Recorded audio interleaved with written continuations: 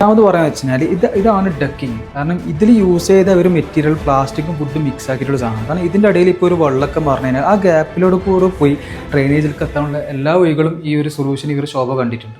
നിങ്ങൾ ഈ external finishing നോക്കിയാൽ, കാരണം ഇവിടെ ഇതാണ് യഥാർത്ഥ ഒരു വോൾ വരുന്നത്. ഈ വോളിൻ്റെ ഇടയിലാണ് ഇത് ഫിറ്റ് ആയിരിക്കും. ഇതിൻ്റെ ഇടയിൽ ഒരു ക്ലാമ്പ് ഇവർ ഫിറ്റ് ചെയ്യുന്നുണ്ട്. കാരണം ഇൻ കേസ് ഫ്യൂച്ചറിൽ എന്തെങ്കിലും ഒരു ഡാമേജ് വരാമെന്നുണ്ടെങ്കിൽ ഈ ഒരു പീസ് മാത്രം നമുക്ക് കട്ട് ചെയ്യുന്ന ബാക്കി അവിടെ സോൾവ് ചെയ്യാൻ പറ്റുന്ന കാര്യമാണ്. പിന്നെ വളരെ ഇമ്പോർട്ടൻ്റ് ആയിട്ടുള്ള ഒരു കാര്യം നോക്കണമെന്നാൽ നമ്മൾ ടൈൽസ് ഇട്ട് കഴിഞ്ഞ് കഴിഞ്ഞാൽ അതിൻ്റെ അടിയിൽ എന്താണെന്നുള്ളത് ആർക്കും അറിയില്ല. പക്ഷേ ഈ 5 ലെയറോളം കഴിഞ്ഞിട്ടാണ് ഇവർ ഈ ഒരു പ്രോസസ്സിലേക്ക് എത്തുന്നത്. നിങ്ങൾ നോക്കിയേ, മെയിൻ ആയിട്ടുള്ള ഒരു ഫ്ലോറ്, പിന്നെ കഴിഞ്ഞ് കഴിഞ്ഞാൽ വാട്ടർ പ്രൂഫിങ്ങിൻ്റെ, പിന്നെ വേറൊരു ലെയർ, പിന്നെ വേറെ ലെയർ, അത് കഴിഞ്ഞിട്ടാണ് നമുക്ക് ടൈല് വരുന്നത്. അത്ര അധികം കെയർഫുൾ ആയിട്ടാണ് ഇവർ ഓരോ കാര്യങ്ങളും ചെയ്യുന്നത്.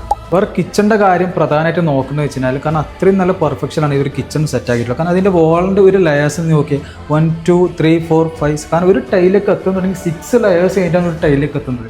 അതുപോലെ തന്നെയാണ് കിച്ചൻ്റെ ഈ ഒരു ഹൈറ്റ്. കാരണം എല്ലാ കിച്ചണിൽ ഇൻ കേസ് എന്തെങ്കിലും ഇലക്ട്രീഷ്യൻ എന്തെങ്കിലും മിസ്റ്റേക്ക് എന്തെങ്കിലും വന്നു കഴിഞ്ഞാൽ വേറെ അത്രയും ഇവിടെ സ്പേസ് ഇട്ട് കൊടുത്തിട്ടുണ്ട്.